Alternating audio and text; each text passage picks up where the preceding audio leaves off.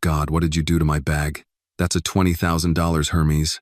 The shrill voice echoed like a siren across the lobby of the Kingswell Tower. Jeremiah Carter froze, his hand still hovering near the brass handle of the security desk.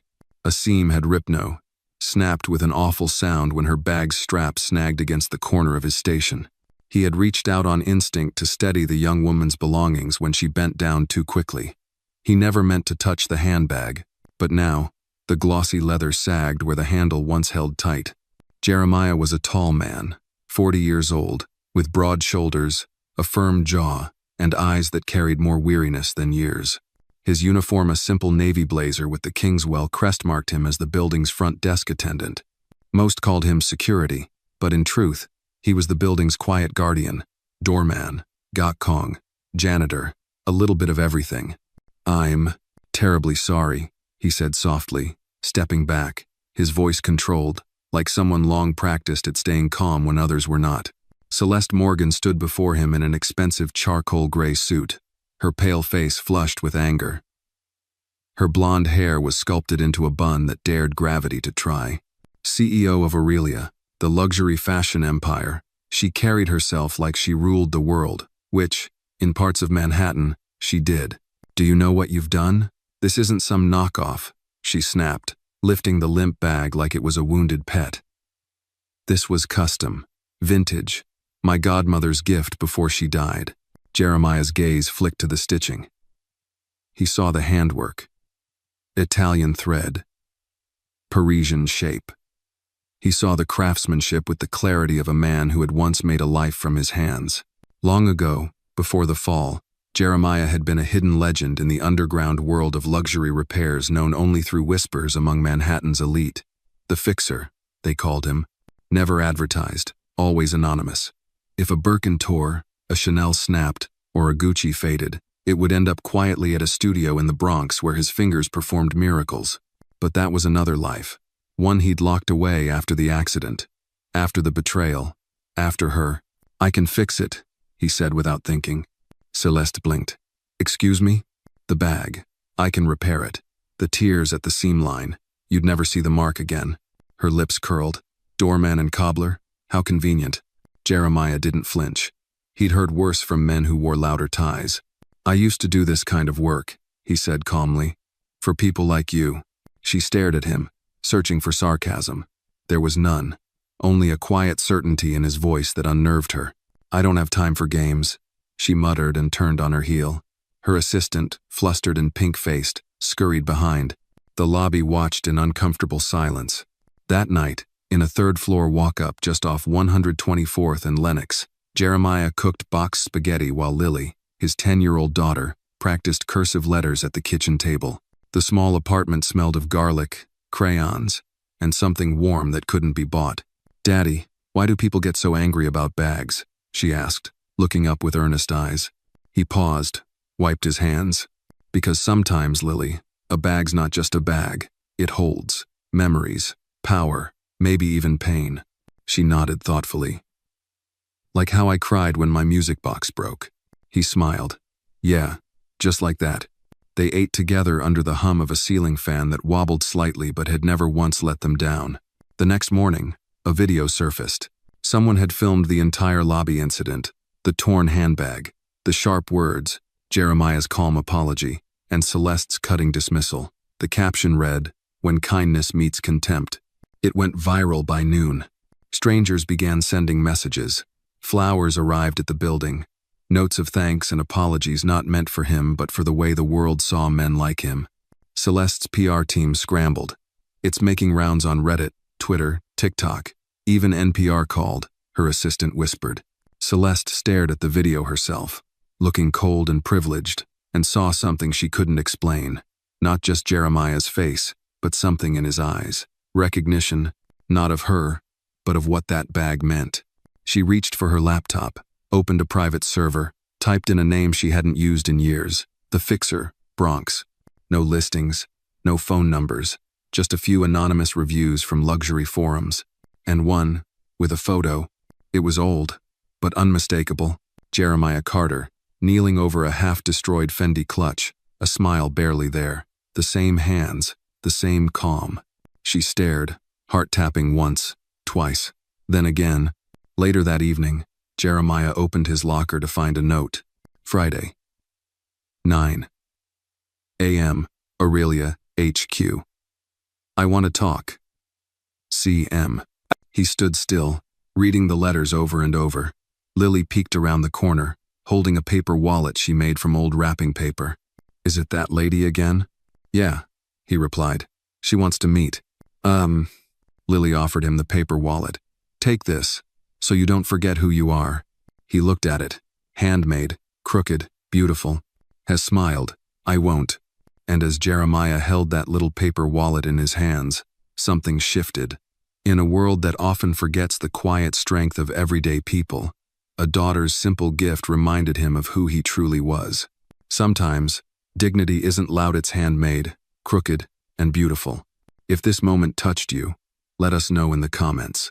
Tell us where you're watching from, and don't forget to like the video. Your voice helps stories like this reach more hearts. Jeremiah stood outside the glass tower of Aurelia's headquarters, the morning sun bouncing off the polished metal like it was trying to blind him on purpose. His collar itched. The navy blue blazer Lily insisted he wear was one size too tight, a hand-me-down from a neighbor 3 doors down. But he wore it, because Lily said it made him look like a man with answers. Inside, the building buzzed with restrained luxury. The receptionist, impossibly thin, impossibly groomed, glanced at him, uncertain. Then recognition flickered behind her eyes. He was the man from the video. Miss Morgan will see you now, she said. A glass elevator carried him upward, 33 floors in silence. The city shrank beneath his feet. Celeste's office was a cathedral of modern power-high ceilings, pale wood, steel, and silence. She stood by the window, hands clasped behind her back. This time, she wore navy. Her posture was perfect, her expression unreadable. Thank you for coming, she said, without turning around. I didn't come for an apology, he said, stepping inside. I came because you asked. She turned. I didn't invite you to apologize either. They stood for a moment, 2 figures that didn't belong in the same frame, except now they did. You used to work in luxury repair? She asked. Yes, Jeremiah replied. Before I left. Celeste walked to a glass cabinet and pulled out the torn Hermes bag. She placed it gently on the table, like a relic on an altar. I want you to fix it. He looked at it. The tear was clean, across a seam he could mend in his sleep. But it wasn't just a job. This isn't about the bag, he said quietly. Celeste's eyes flicked toward him, then away. It belonged to someone who mattered. She raised me, believed in everything I pretended not to care about. And now? I care, she said. Then after a beat, but I don't know what to do with that. Jeremiah stepped closer, careful, like approaching a wounded animal. I can repair it, but not here. Her brow lifted. Where then? My apartment. My tools are there. It's small, but it's where I do real work. She hesitated, visibly uncomfortable. Then, slowly, nodded. I'll have it delivered, she said. No, he said. If you want me to do this, you bring it. Yourself. The demand surprised her, but she respected it. Friday afternoon, she arrived. The apartment was modest, narrow hallway, faded carpets, clean. Lily answered the door with a grin, barefoot, holding a crayon. You're the lady with the bag, she said matter-of-factly. Celeste blinked. Yes, I suppose I am. Lily ushered her in like she owned the place. The kitchen table had been cleared. On it lay old leather swatches, spools of thread, curved needles, beeswax, a small antique sewing clamp. Jeremiah washed his hands, dried them on a towel, and approached the bag like a surgeon approaching an open chest. As he worked, Celeste observed the room. Family photos, a worn copy of To Kill a Mockingbird, a small shoe rack with only 2 pairs and Lily's presents. You don't fix things for clients anymore? Number I used to, but that life got complicated. How? Jeremiah didn't look up. A man I trusted betrayed me, took my work, my clients, left my name out of the story. That's why you left? No, he said quietly. I left because I started to believe him, that I was nothing without the brand. Celeste studied him, Then the bag. The way his hands moved precise, gentle, intuitive. Lily sat nearby, sketching quietly. She hummed while she worked. After a while, she held up her drawing. Celeste, Jeremiah, and the repaired handbag with a big dramatic bow drawn over the seam. "See? Now it's happy again," she said proudly. Celeste laughed, surprised at herself. The sound felt foreign, but right. The repair took 2 hours. When Jeremiah finally put the last stitch in place and smoothed the edge, the bag looked untouched, whole, stronger, even. Celeste took it in her hands, running her fingers along the seam. Her face softened. "It's better than before," he nodded. "Sometimes, the break makes it more real." She placed the bag back down. "I want to offer you something," she said. "Not charity, a contract." He looked up. "I'm launching a new division. Artisanal repair, personalized care, one-of-a-kind service, discreet but honest. We need someone who knows how to bring things back from the edge." Jeremiah folded his arms. "And you think I want back in?" "I think you never left," she said. "You just changed rooms." He didn't respond immediately. His fingers rested on the needle like it was still warm. Outside, the city began to light its windows one by one.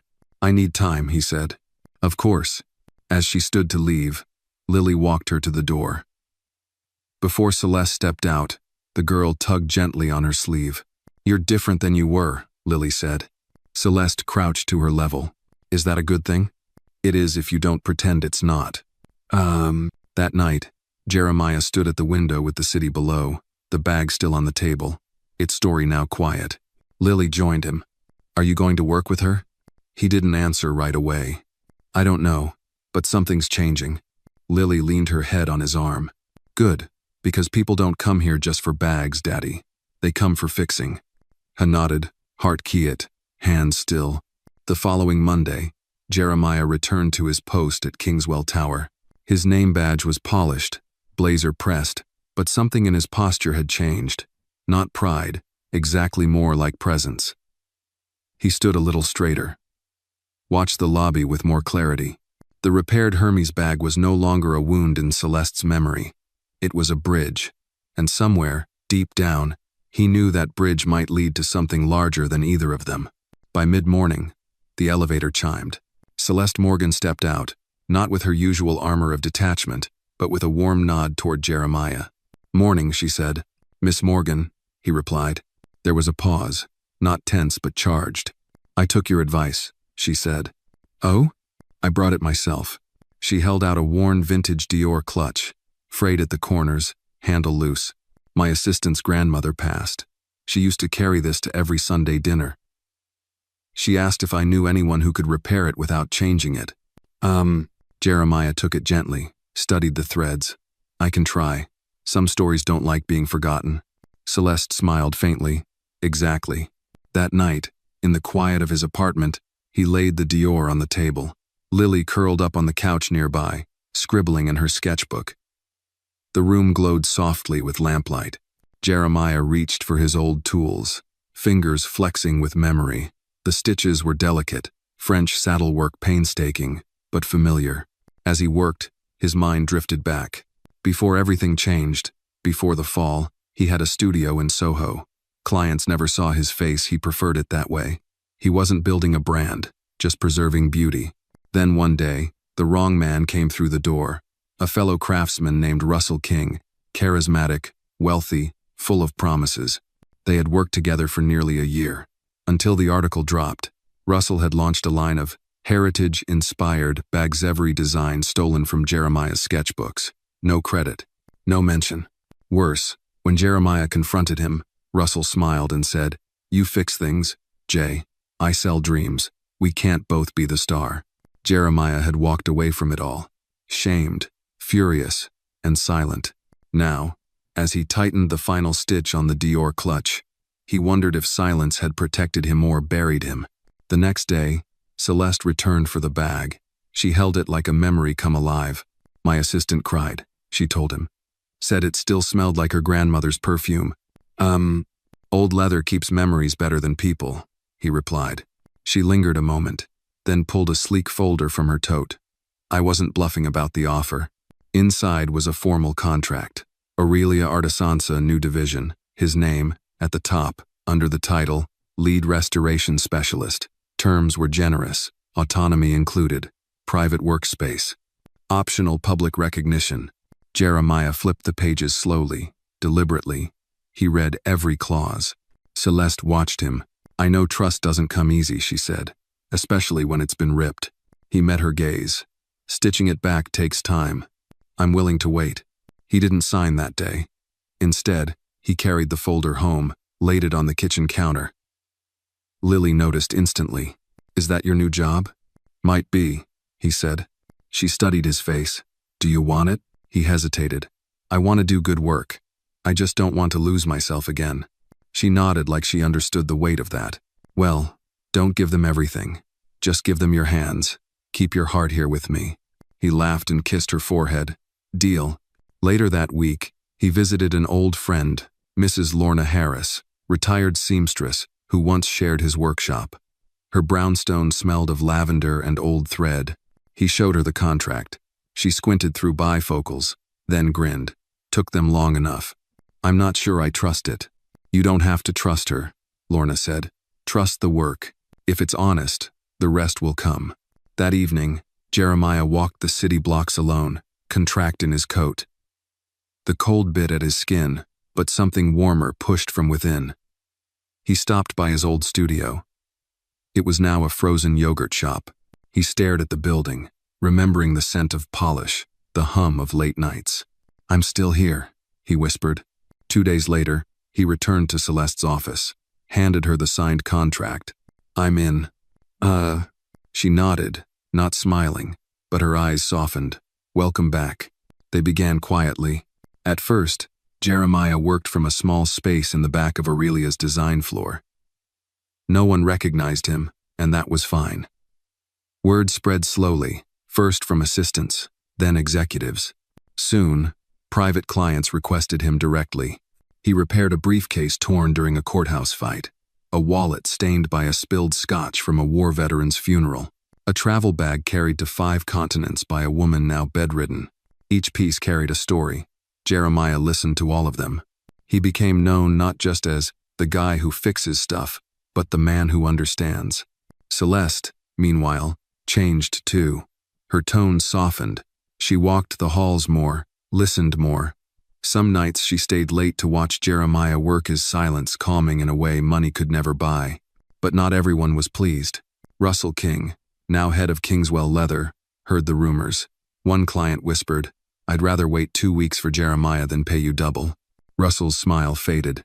That night, he poured whiskey into Crystal and looked at an old photo, 2 young craftsmen laughing over a scuffed Louis Vuitton. He hadn't thought of Jeremiah in years, but the city hadn't forgotten.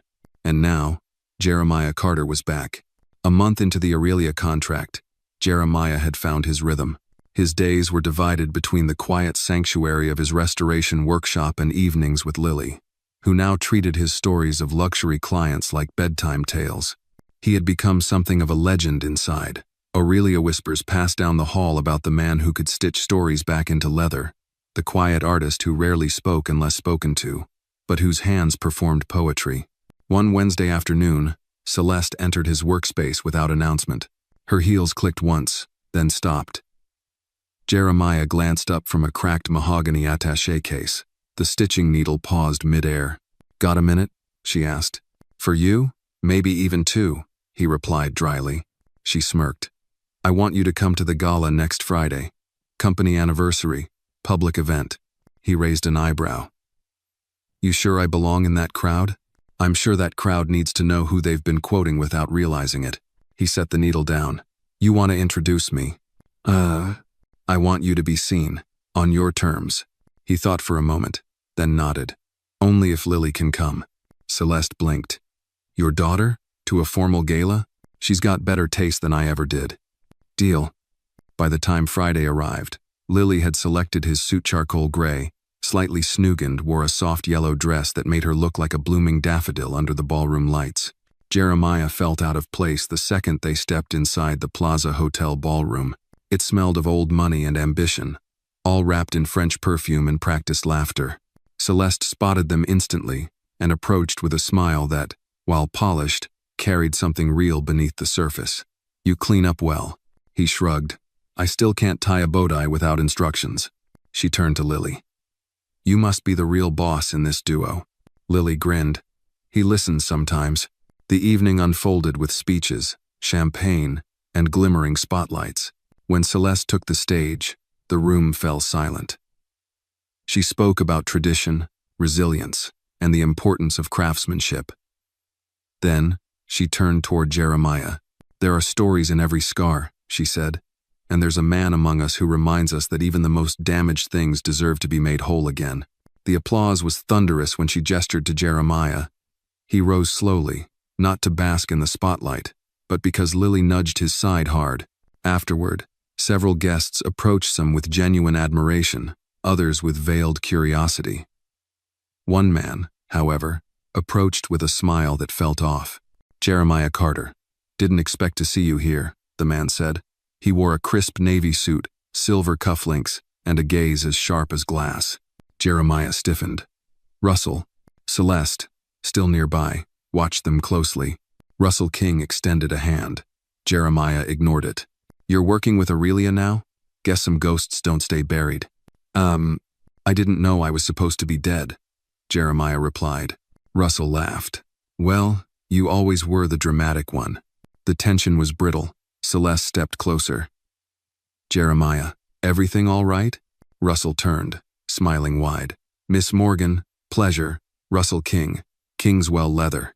Her expression didn't falter, but the temperature in her tone dropped. "Yes, I've read your work. It's interesting." Jeremiah suppressed a smirk. Russell's jaw tightened, but he recovered. "Well, here's to healthy competition." As he walked away, Celeste turned to Jeremiah. "Friend of yours?" More like the kind of scar that still itches. Later that night, back home, Jeremiah tucked Lily into bed. She looked at him with concern. "Was that man mean to you?" He was someone who forgot that stealing someone's work doesn't make it yours. "Will you tell Miss Celeste?" He shook his head. "She's smart. She'll figure it out." But Celeste already suspected. Back at the gala, she had noticed Russell's demeanor. The subtle jabs, the smugness. She asked her assistant the next day to look deeper into Russell King's early designs. What they found was disturbing. Many of Russell's earliest originals bore striking resemblance to uncredited repairs done in Jeremiah's old studio work no one should have had access to. Celeste called Jeremiah into her office the following morning. "I think Russell stole more than your sketches," she said, sliding a manila folder across the desk. Jeremiah glanced through it. Photos, timeline comparisons, testimonies from 2 former clients. "I knew he copied me, but this," he exhaled slowly, "this is how he built his brand." Celeste leaned forward. "You could take him to court." He shook his head. "It would destroy me before it touched him. That kind of fight isn't won in legal briefs. It's won in truth." What are you saying?" "I'm saying, let's make something better than him, loud enough that he can't drown it out." She smiled. "You want to design again. I want to create what I couldn't before, something with my name on it. Not in shadows, in light." She reached out a hand. "Then let's do it. Together." Jeremiah took her hand, firm and certain. Outside, the city pulsed. Inside, a legacy was being threaded, not out of revenge, but renewal. The workshop was quiet, except for the soft ticking of the old wall clock. Jeremiah sat at his workbench, a pencil in hand, sketching with the slow care of someone shaping more than a design, shaping a memory. In front of him lay a blank leather canvas, and beside it, a folder stamped with a new title, Carter Line, Heritage Series. Celeste had given him complete creative control. No board meetings, no market reports, just freedom. Still, freedom was its own kind of pressure. He hadn't sketched like this in over a decade since Russell. But now, every line he drew felt like reclaiming a part of himself. That morning, Celeste stopped by with 2 cups of coffee and a manila envelope. "You've got mail," she said, placing it gently on the table. Jeremiah sipped his coffee, then opened the envelope. Inside was a letter, a handwritten one. "Dear Mr. Carter, my name is Julia Reyes.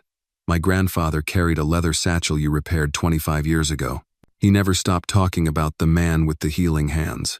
He passed away last spring. I found your signature inside the satchel. I wanted you to know that he kept it until the end. I'm now a teacher, and I carry it with me every day. Thank you. Julia. Jeremiah read it twice. Maybe 3 times. Then folded it and tucked it inside his notebook, like a treasure. You ready for this? Celeste asked softly. He nodded. Yeah, but it's not just about bags anymore. It's about stories. That's what I want the Carter line to be, every piece of memory. She smiled. Then we start with yours. They launched quietly at first. Just 3 pieces. A weekender bag, a satchel, and a women's clutch. All handcrafted, limited edition. Stamped subtly inside each piece. Carter vertical bar, reclaimed with honor. Within 2 weeks, the orders tripled. The reviews came in not just about the products, but the story. People wrote about what the bags reminded them of. Their father's suitcase from the war, their mother's church purse, a leather-bound photo album lost in a fire. The line wasn't trendy, it was timeless, honest. And then came the article. The New York Journal published a feature titled, "The Man Who Fixed More Than Leather." It detailed Jeremiah's comeback, Celeste's quiet support, and even hinted at Russell King's early designs being suspiciously uncredited.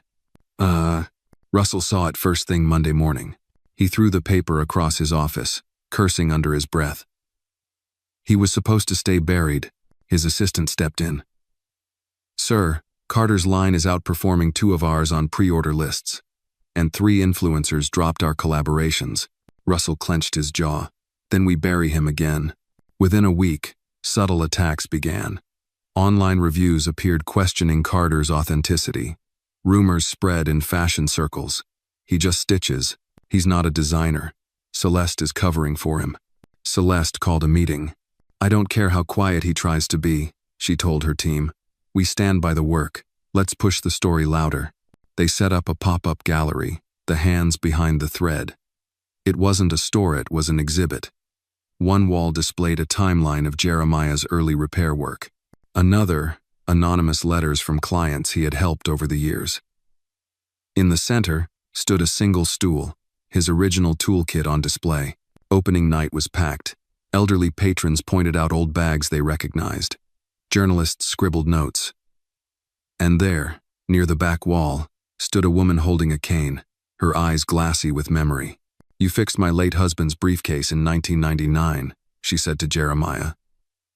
He carried it into chemo every week, said it reminded him he still looked like himself. Jeremiah held her hand and said, Then that bag did more than I ever could. By midnight, photos of the gallery lit up social media. Celebrities shared it. Veterans posted about it. Teachers, nurses, cab drivers. The story spread not as a trend but as a tribute. Russell responded with flashier bags, celebrity endorsements, discounts. But the attention shifted. Even some of his own clients whispered, You can't fake heart. One afternoon, Jeremiah received another envelope. No return address. Inside was a photo him and Russell in the old Bronx studio, both younger, smiling. On the back was a single line. I was wrong, but I can't say it out loud. Jeremiah folded the photo quietly. Didn't smile, didn't burn it, just kept it. That evening, on their walk home, Lily skipped beside him, holding his hand. Are you famous now? She asked. He laughed. Maybe, a little. Does that mean you're going to be too busy for grilled cheese and movies? He stopped walking, crouched down to her level. Never. You're the reason I came back. She hugged him tight. At home, the phone rang. A woman's voice came through, formal, practiced. Mr. Carter, I'm calling from the Smithsonian Design Museum. We've heard about your gallery. We'd like to speak about a permanent exhibit. He stared out the window, city lights reflecting in his eyes. Let's talk, he said. And in that moment, he wasn't just fixing bags anymore. He was stitching his name into the legacy of a city that once forgot him. Spring had begun to soften the edges of New York. Park benches thawed, tulips pushed through sidewalk planters, and Jeremiah Carter, now increasingly recognized on the street, still carried himself with the humility of a man who preferred shadows over spotlight. But success, even the quiet kind, drew attention. One Monday morning, Celeste entered his workshop looking troubled. Her heels echoed too sharply across the wooden floor. "We've got a problem," she said without preamble. Jeremiah looked up from a travel satchel he was hand-stitching. "What kind?" She placed a printed screenshot on the table, a blog post. The headline screamed, "Jeremiah Carter, Fabricated Origins, Former Partner Speaks Out." The article quoted a man claiming to have worked alongside Jeremiah in an unofficial capacity, suggesting that Jeremiah had exaggerated his past, and that many of the early repairs attributed to him were, in fact, a collaborative effort implying dishonesty. Jeremiah recognized the wording. "Russell," he said flatly. Celeste nodded. He didn't sign it. But the phrasing, the timing, it's deliberate. He's trying to discredit the Carter line before the Smithsonian signs their proposal. Jeremiah sighed and leaned back. "He's not trying to beat me with his work. He's using noise." "Well, then we fight noise with proof," she said. "I want to publish your archive.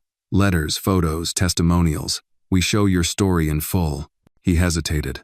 "I never saved those for the world to see. They were personal." Celeste softened. "I know, but they're also the only truth that can't be twisted." That night, Jeremiah pulled down an old wooden box from his closet. Inside were yellowed sketches, photos of repaired handbags, thank you notes in penmanship from another time. He opened a folded page from a woman named Lorraine, dated 2003. "Dear Mr. Carter, you repaired my wedding clutch. My husband cried when he saw it. He passed 6 months later, but he always said, 'This bag made our last anniversary feel like our first. Forever grateful. Lorraine W.'" Lily wandered in, yawning. "Are you working late again?" she asked. "Not working," he said, remembering. She peered into the box. "You kept all of this?" "They're reminders. That the work mattered." "Then let people see them," she whispered. The next day, Celeste's media team curated a digital gallery titled, "The Hands of Memory, Jeremiah Carter's Archive."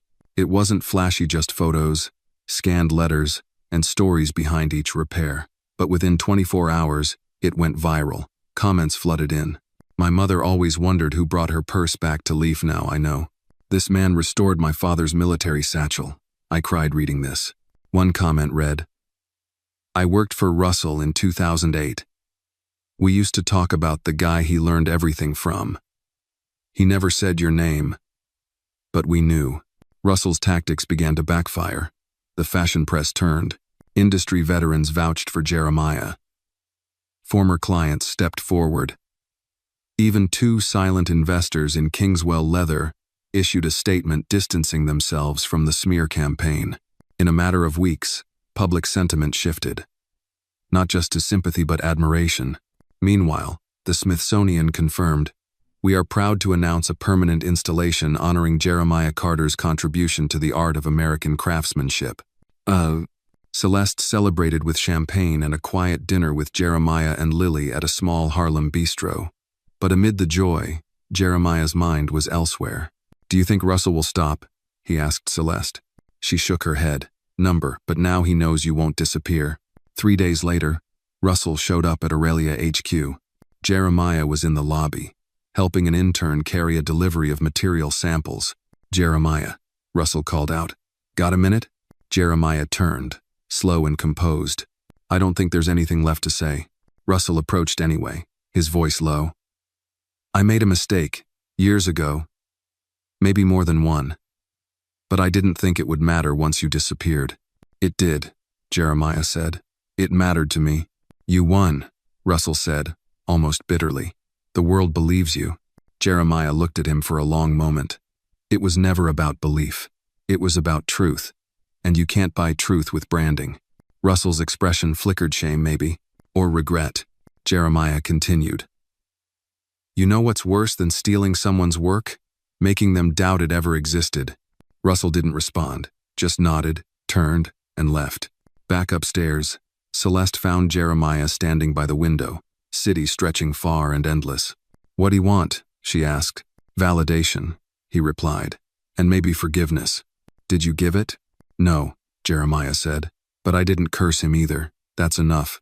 The following weekend, the Smithsonian hosted a private pre-launch tour. Jeremiah walked through the gallery with Lily beside him, her hand in his. They stopped before a display case that held one of his earliest repairs, a navy clutch once thought ruined. now pristine. Beside it, etched in gold. Restored by Jeremiah Carter, 1997, Bronx. Lily looked up at him. That's your name. On the wall. Gekneld beside her, eyes misting. It's our name now. Huh. The official opening of the Smithsonian exhibit marked a new chapter for Jeremiah. The evening was a celebration not just of craft, but of endurance. Celebrities mingled with retired teachers, journalists with janitors, all drawn together by one shared sentiment. Something honest had finally been recognized. But not all shadows vanish with light. Weeks after the opening, Jeremiah noticed something off. A client arrived at the Aurelia workshop holding one of the limited Carter Heritage satchels, seams torn unnaturally, the leather slashed deliberately. She claimed it had arrived in the mail that way. Jeremiah inspected it. The damage wasn't wear, it was sabotage. He didn't say anything to Celeste that day. Maybe it was a shipping issue. Maybe someone careless.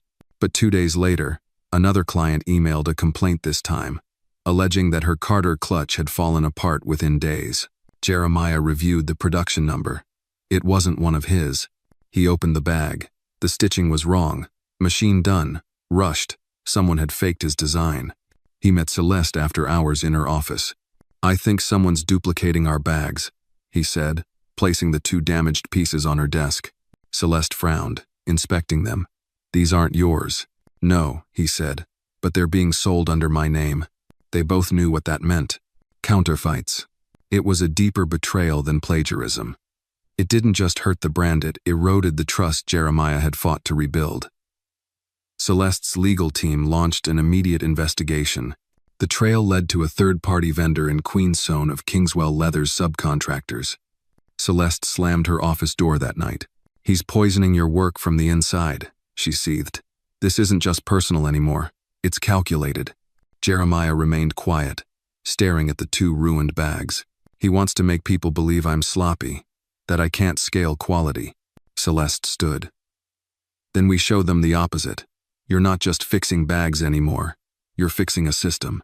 The next morning, Jeremiah addressed Aurelia's full team for the first time. We've built something sacred here, he said.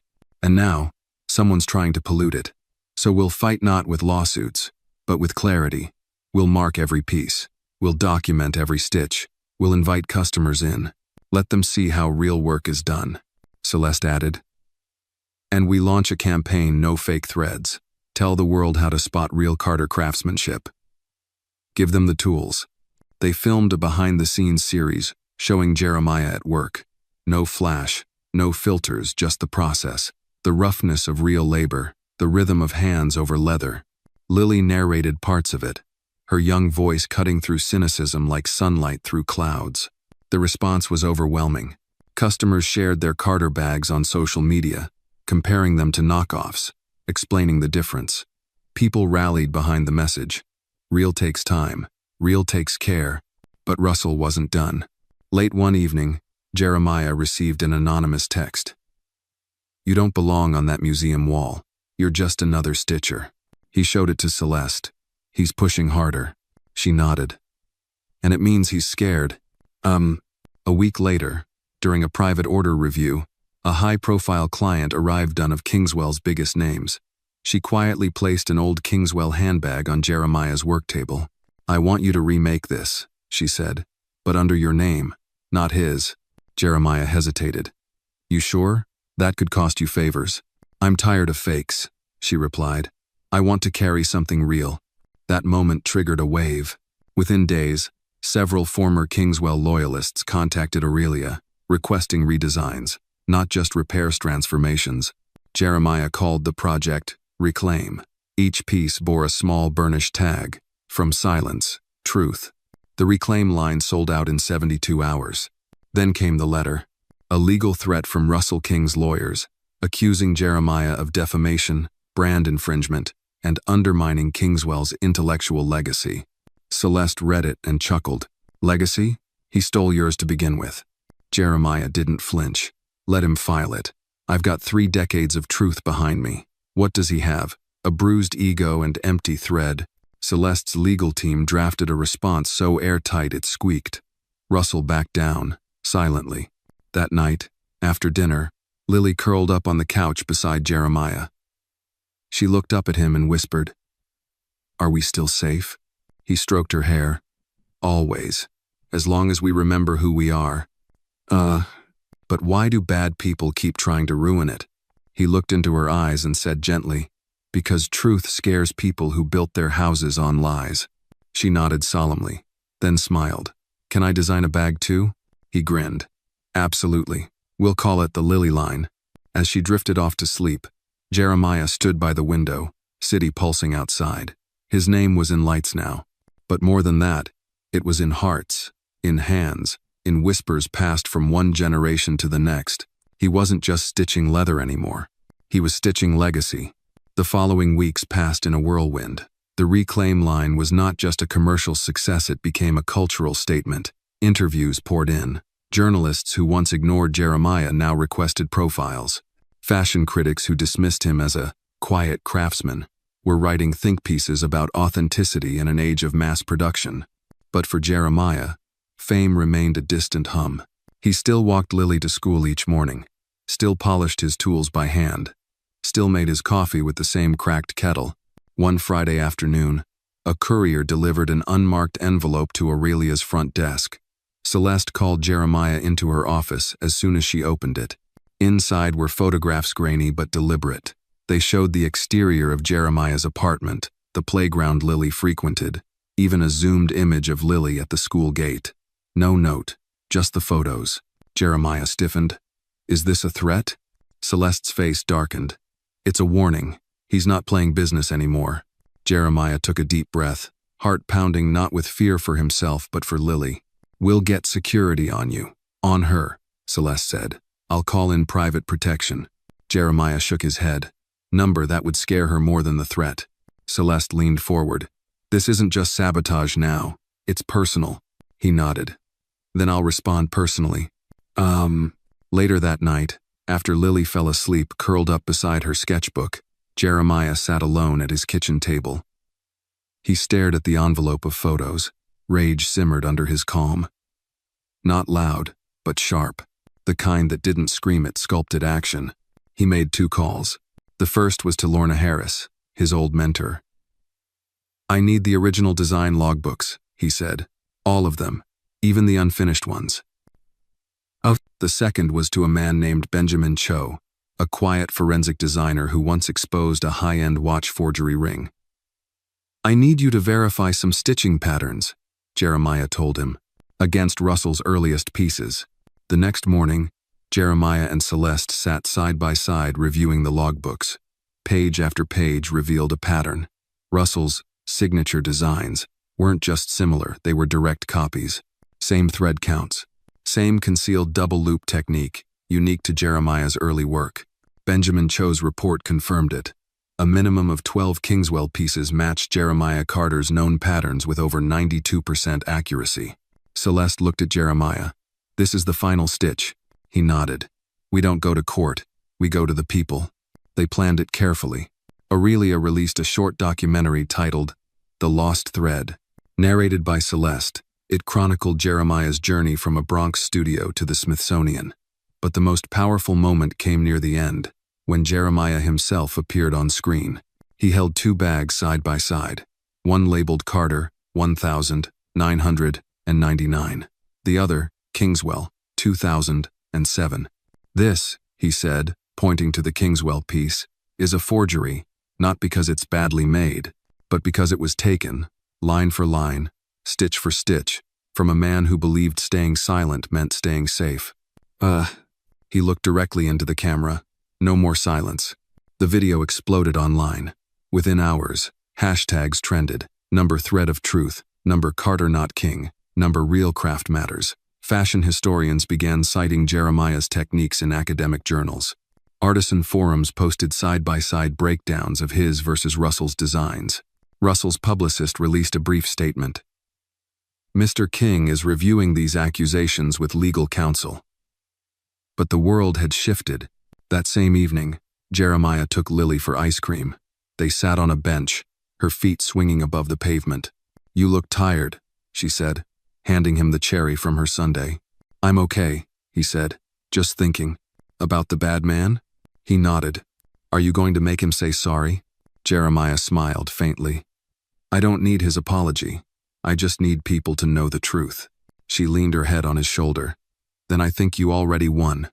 A few days later, Jeremiah received a letter not from Russell, but from a former Kingswell employee.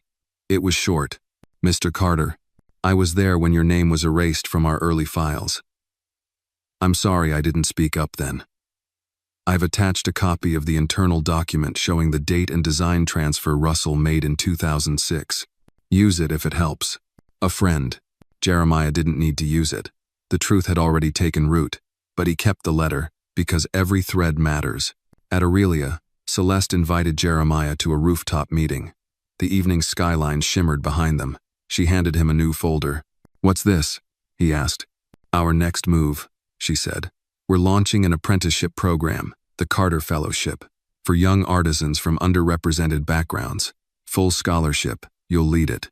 Jeremiah opened the folder. Names, essays, photographs of hands holding needles, dreams held in hope. He looked at Celeste. "This is bigger than me." She smiled. "Exactly." Back home, he taped a quote above his workbench. "A gift from Lily," scrawled in crayon. "Real things take time, and heart, and Daddy's hands." He ran a thumb across it. The shadows hadn't won. They never stood a chance. The Carter Fellowship launched that fall.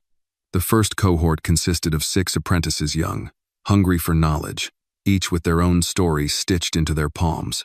There was Naomi from Atlanta, who learned to sew from her grandmother's church circle, Malik from Detroit, who had crafted belts from scraps in his father's auto shop, and others, equally driven, equally unseen until now. Jeremiah met with them twice a week.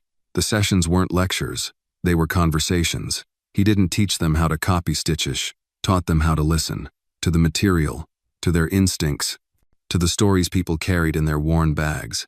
"I'm not here to make you into me," he told them one crisp October morning. "I'm here so you can become someone no one saw coming."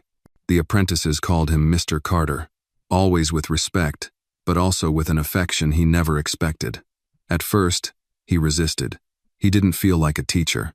But watching Naomi's hands find a natural rhythm, seeing Malik invent a new strap technique from an old seatbelt, understood something deeper. Legacy wasn't what you left behind. It was what you passed forward. But even as the fellowship blossomed, another shadow approached. A major fashion publication announced its annual Artisan Honors shortlist.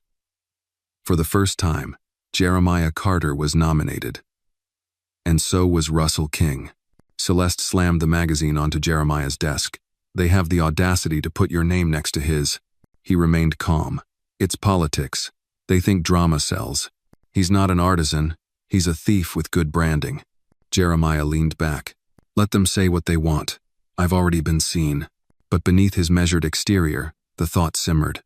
Not the award itself, but what it symbolized. Validation. A name no longer whispered but spoken aloud in rooms that once kept him out. Lily sensed his unrest. That night, she sat beside him at the workbench, drawing a purse with wings. "Is something wrong, Daddy?" He looked at her sketch. "Just a little noise at work. Does it matter?" He paused. "Maybe. Maybe not." She tapped the wings. "Then make something that flies higher." Her words landed with weight he didn't expect. The Artisan Honors Ceremony was held at the Manhattan Design Conservatory. The event was sleek, sharp, and crowded with the well-dressed elite. Jeremiah wore a simple suit. Celeste wore navy. Lily, beaming, wore a dress covered in tiny embroidered Starsher-owned design.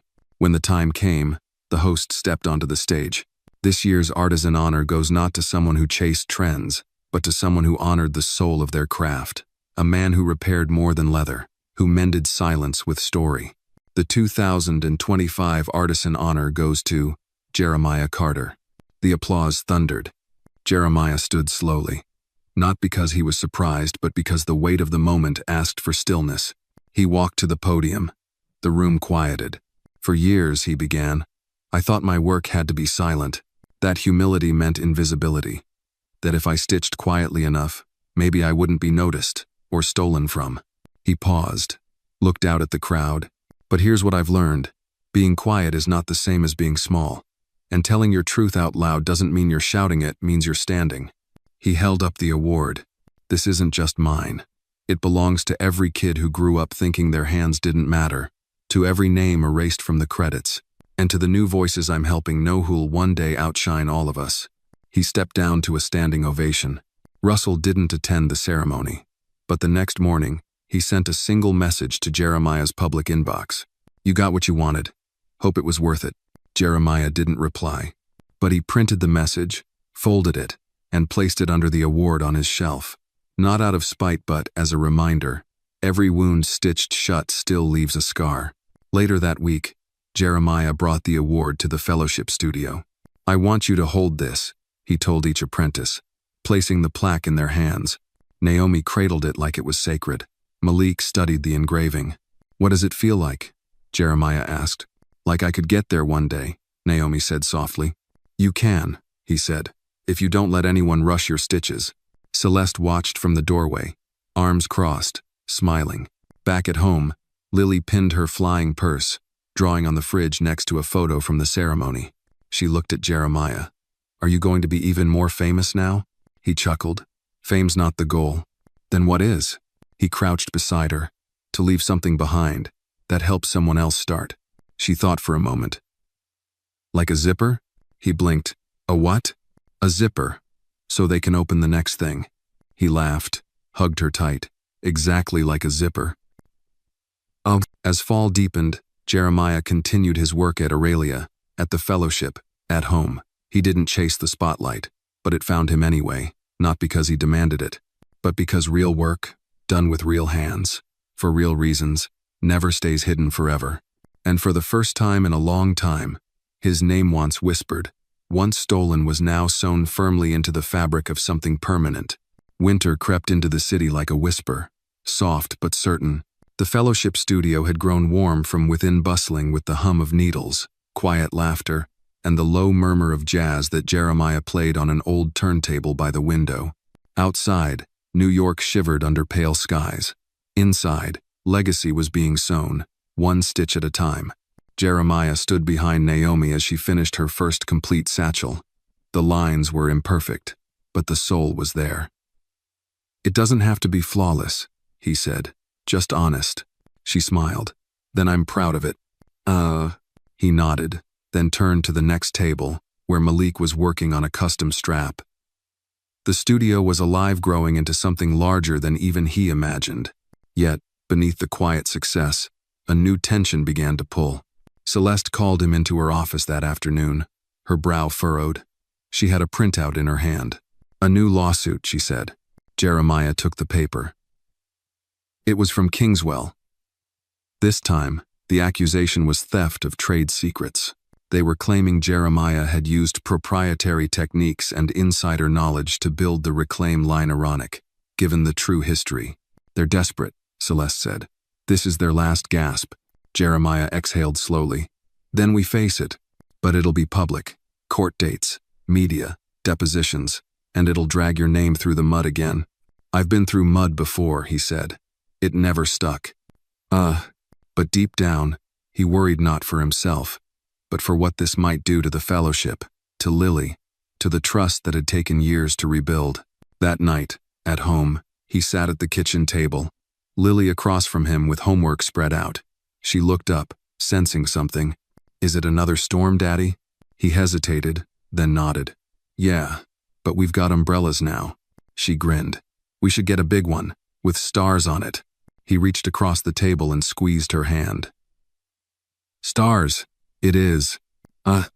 Celeste's legal team worked quickly. They filed a counterclaim, attaching Benjamin Cho's report, the logbooks, the client letters, and the Smithsonian exhibit documentation. The evidence was heavy, but the burden was emotional.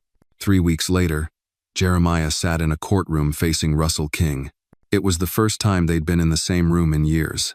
Russell looked tired, older, but no less calculating. His gaze carried no apology-only strategy. The lawyers spoke in terms Jeremiah had little interest in: intellectual property, damages, liability. But when the judge asked him to testify, the room fell quiet. He stood, adjusted the microphone, and said, For years, I worked with my head down. I stitched what others discarded. I fixed what others forgot. Not because I wanted recognition, but because I believed damaged things still had worth. He paused. The room held its breath. Then someone took that work, my hands, my time, my truth, and turned it into profit without memory. This lawsuit isn't about designs. It's about dignity. He stepped down. No theatrics, just truth. The case lasted 4 days. On the 5th, the judge dismissed Kingswell's claims and ruled in Jeremiah's favor, stating there was clear and convincing evidence of a consistent pattern of creative ownership by Mr. Carter and a lack of credible defense by the plaintiff. Outside the courthouse, reporters swarmed. Cameras flashed. But Jeremiah didn't speak. He just walked into the cold afternoon, coat wrapped tight, breath visible in the winter air. Celeste caught up with him. "You won. Again." He didn't stop walking. "It doesn't feel like a win, just like surviving. But surviving with your name intact." He looked at her. "That's all I ever asked." In the days that followed, something unexpected happened. Russell resigned from Kingswell. The board removed his name from several collections. And in a rare interview, he said, "Maybe I wanted too badly to be remembered, even if it meant wearing someone else's legacy." Jeremiah read the quote without emotion. There was nothing to celebrate in another man's undoing. Instead, he poured his energy back into the fellowship.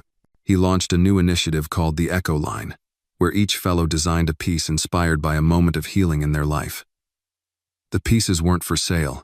They were displayed in a public exhibit called Hands of Recovery, open to every, especially those who could never afford luxury, but whose stories deserved to be seen. At the opening, a homeless veteran pointed to one of Malik's bags and said, "That's what I carried in my mind all those years. I didn't know someone could make it real." Jeremiah watched from a corner, heart full. Back at home, Lily pulled a note from her school backpack. "I got picked to give a speech at Career Day," she announced. "Really? What are you going to say?" She grinned. "I'm going to say my dad doesn't just fix bags. He fixes the world a little bit, one thread at a time." He laughed softly. "That's a big claim." She shrugged. "It's true." Later that night, while cleaning the workbench, Jeremiah found an old piece of leather unfinished, rough. He picked it up, ran his fingers over the scars, then, slowly, began stitching. Not to make something beautiful, but to remember that every tear once held a story worth telling. Spring returned to New York not in grand gestures, but in quiet ones. Buds broke through city soil. Air lost its bite. And in the windows of the Carter Fellowship studio, light stayed on longer into the evenings, where needles moved steadily, voices laughed easily, and something new, something deeply rooted continued to bloom. Jeremiah stood over Naomi's shoulder as she finished a commission for the Metropolitan Design Collective, her hands now steady, her vision confident. "You found your rhythm," he said. She beamed. "I stopped trying to sound like anyone else." He nodded. That's when the work begins to speak. Across the room, Malik was sketching an ambitious new satchel with modular attachments. Others were die-testing leathers, threading needles, cutting patterns. What once was a mentorship now looked like a movement. Yet that morning, Celeste had handed Jeremiah a letter that stopped him cold. It was from Russell. No return address, just clean stationery and an unfamiliar, but unmistakably careful, script. "Jeremiah, I won't ask for forgiveness, because I haven't earned it. I won't pretend what I took can ever be returned. But I've walked past your gallery 3 times now. I haven't gone in. I don't think I should. But I needed you to know I see it now, all of it, and I'm sorry I ever made you invisible. R." Jeremiah folded the letter and placed it in his inner coat pocket. He didn't mention it to Celeste or Lily, or even to his apprentices, not because it wasn't important, but because some closures aren't meant for applause. Instead, he turned his energy toward the next phase, the Echo expansion. They were opening 2 satellite workshops zone in Chicago, one in Birmingham, both in neighborhoods that once housed forgotten talent, each led by a fellow from the first cohort. The work would continue to grow, not upward like a brand, but outward like a family. A week later, Celeste invited him to speak at the National Symposium on Craft and Culture. The keynote. Jeremiah hesitated. "I'm not a speaker," he said.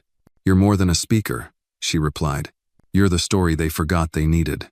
He eventually agreed, not for fame, but because silence had served its time. The night of the symposium, Jeremiah stepped onto the stage in a fitted navy suit, no tie. His hands, calloused and ink-stained, gripped the sides of the podium. "I was taught that good work speaks for itself," he began. "But sometimes, if no one's listening, even good work disappears. For years, I stitched in back rooms, basements, under someone else's name. I thought if I just worked hard enough, the truth would surface. It didn't. I had to speak it." He paused, the room completely still. "I don't stand here because I was discovered. I stand here because I stopped waiting for permission to be seen." He told them about Russell not with bitterness, but with clarity. About Lily not with sentiment, but with pride. About the fellowship not as charity, but as repair. "We don't just fix things," he said in closing. "We reclaim what others dismissed. And when we do that, thread by thread, we reclaim ourselves." The applause rose slowly, then built into something lasting. After the speech, as the crowd filtered out, an elderly woman approached. She carried an old handbag, faded and creased. Jeremiah recognized his stitching on the handle, his work, from decades ago. "You fixed this for my sister in '98, she said, eyes glassy. "She passed last year, but she carried this until the end. Said it reminded her someone still believed broken things could be beautiful." He took the bag in his hands, turned it gently, then returned it with reverence. "Thank you for carrying it forward," he whispered. Back at the studio, Lily surprised him with a small celebration. Streamers, cupcakes, a handmade sign. Daddy spoke and the world listened. She ran up and hugged him tight. "Were you nervous?" "Terrified," he said. "But I remembered your zipper idea." She giggled. "So you opened a new door?" "I think I did," he said, brushing her hair back. He hung the sign above the workbench. That night, long after the others had left, Jeremiah remained. The studio was quiet, except for the low hum of the city outside. He pulled out a new piece of leather, rich, untouched. With slow, practiced hands, he began a new design. Not for sale, not for a client, just for memory. He stitched the initials JC on the inside, small, discreet, but permanent. For the first time, he wasn't afraid to leave his name. And in that room, lit only by a single desk lamp and the quiet breath of legacy, Jeremiah Carter worked not for survival, but for tomorrow. Summer arrived gently that year. The streets of Harlem shimmered under long daylight hours, and Jeremiah's studio windows were left open more often, inviting in the scent of roasted peanuts from the corner stand and the distant music of block parties. There was joy in the air, quiet, but full. At Aurelia, the Carter Fellowship had officially expanded into 4 cities. A mural featuring the hands of Jeremiah and his first 6 apprentices now stood in the heart of the Bronx, titled, "We Men to Remember." Tourists posed in front of it. Locals walked past it with nods of pride. Jeremiah sat at his workbench, threading a fine needle through the flap of a new prototype bagon designed by Lily. She called it the Skyline. Its lines were inspired by their nightly walks home, the pattern echoing the silhouette of New York's rooftops. Lily had started carrying a sketchbook everywhere. "Just in case the world does something beautiful," she said. Celeste entered with a rare softness in her steps. "The Smithsonian called," she said. "They're adding your legacy stitch as a permanent educational feature. Not just a display, a curriculum." Jeremiah smiled faintly. "I never planned for any of this." You didn't have to," she said. "You just stayed true." A few days later, Jeremiah was invited back to his old high school to speak at their graduation. He stood on a makeshift stage in the gymnasium where, decades ago, he had first learned the frustration of being overlooked. Now, rows of young faces looked to him with anticipation. "I wasn't the best student," he began, "but I was always building something, even when it wasn't visible." He held up a piece of leather. "This may look like just a scrap, but it's where everything I built started. Not with money, not with titles, but with work and memory." He closed by saying, "Don't wait for permission to matter. Stitch your name into the world with whatever thread you've got." They gave him a standing ovation. Back at home that night, Jeremiah and Lily ate dinner on the small balcony overlooking the street.